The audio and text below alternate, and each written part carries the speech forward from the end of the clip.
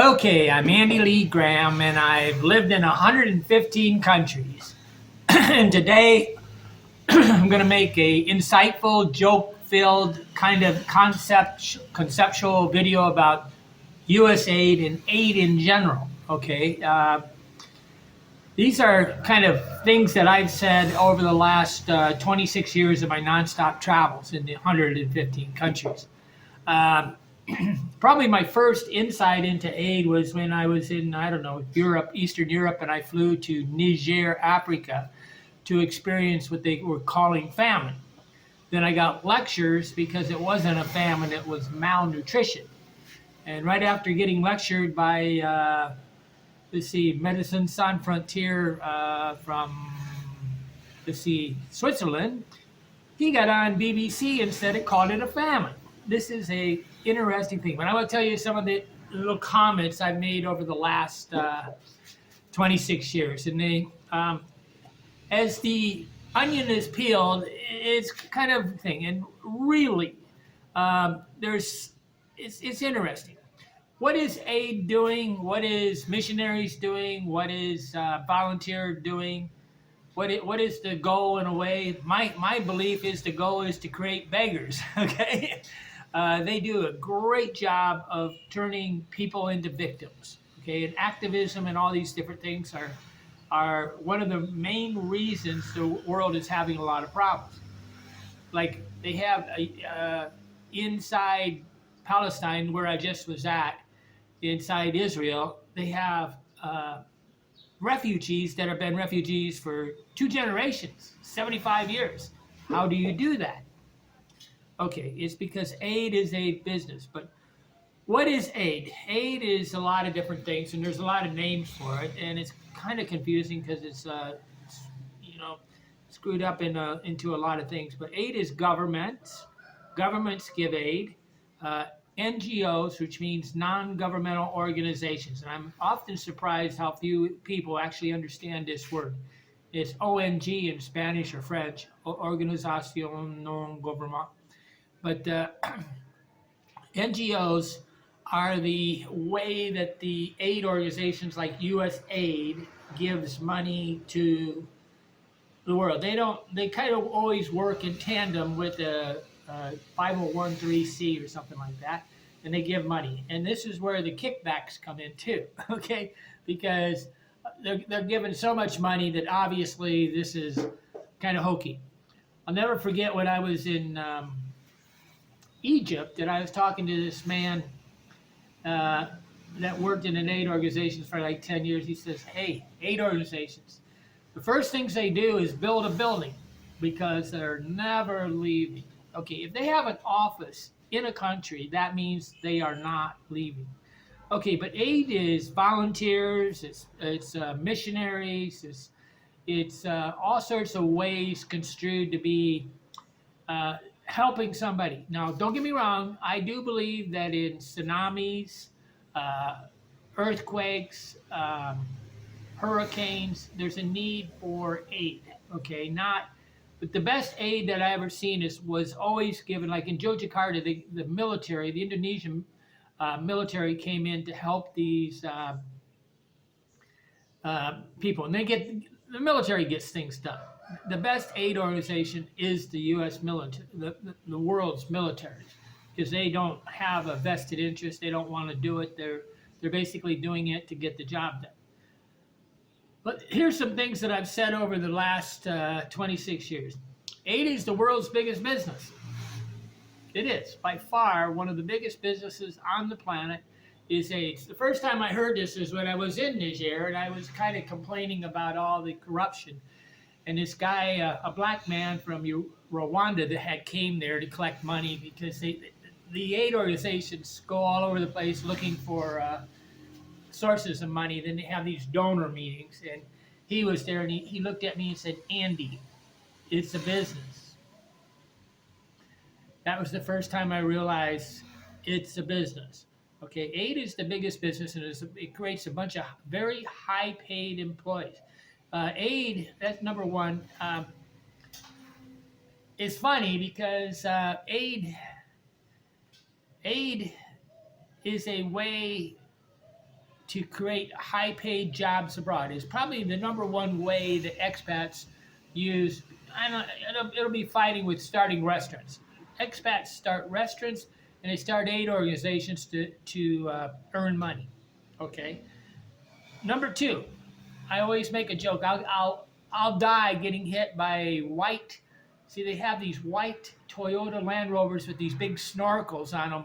They're huge cars. They're the most expensive SUV you could possibly do, and they're all over the world. Okay, they're cliche. You see them so much, but I laugh that I'll say I'll probably get hit by one of the drivers. So often one of the funny things is the countries will require that they have a local driver to drive the car, and these guys, you're giving them an $80,000 car to drive, and they drive like fools. Okay, I've taken many pictures of these vehicles over time. Number three, without aid, you wouldn't have any tourists in a lot of countries. Probably about 100 countries on the planet really don't have any tourists. What they have is volunteers, missionaries, and aid organizations. And normally, like I'm always laughing when I go to a Peace Corps. Peace Corps people is a 2-year thing, which is a little better than some organizations. A 2-year situation. They're assigned a village, and you go to the village, and they're never there. Okay, they're always traveling around between other villages because they get lonely and they want to go see other Peace Corps people. And actually, now, normal. Very difficult to find the leaders and the people working at the aid organizations because they're always on a trip. They're always being a tourist. Okay, number four, how do I find a good restaurant in countries like in African countries or South American countries? I find an aid worker, and he or she guaranteed knows where the best restaurants are in the country. That is almost all they do. They make a tour of all the restaurants, all the best hotels. They know the best hotels. They know the best restaurants. Number five, aid destroys countries.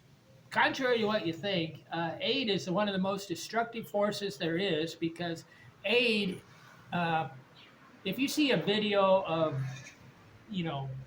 people starving or people drinking water out of mud puddles, which just doesn't happen, guys.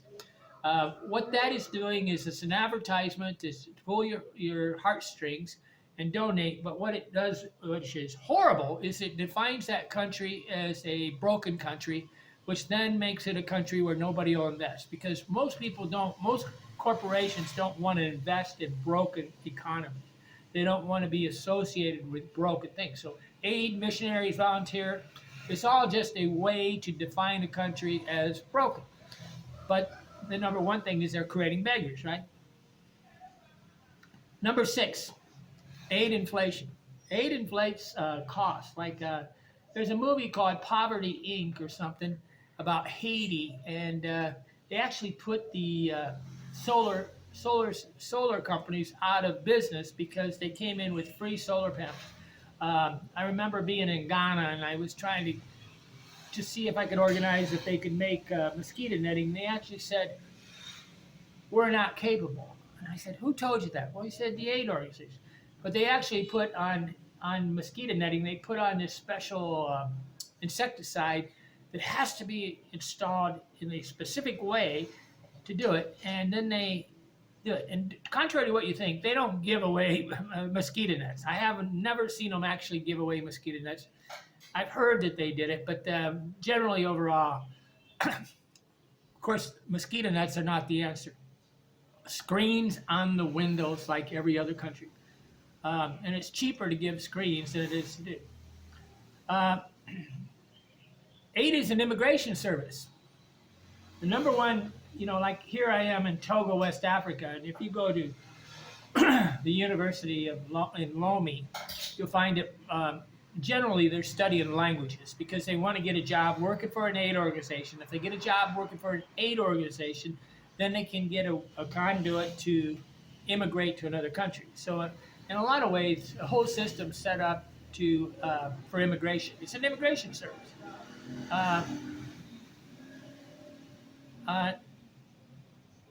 Number 9, aid creates more lesbians than any other organization on the planet.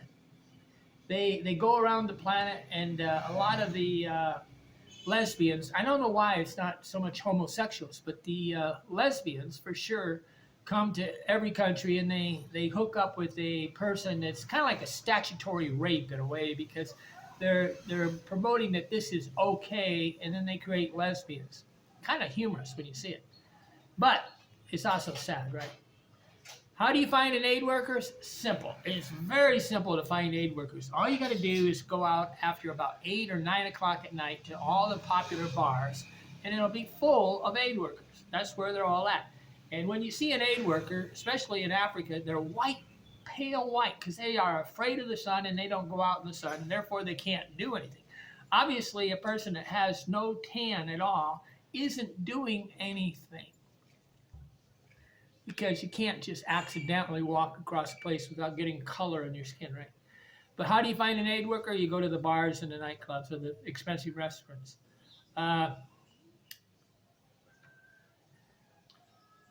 There's a lot of good things. I'll tell you some of the saddest stories that happen is the orphanages. I've been to the Philippines quite a few times, and I wake up at about 6 o'clock or 4 o'clock, and then at sunrise I go for walks. And there's about 100,000 people per square mile in Manila, which means that human density, which is one of the biggest problems on the planet, creates street people.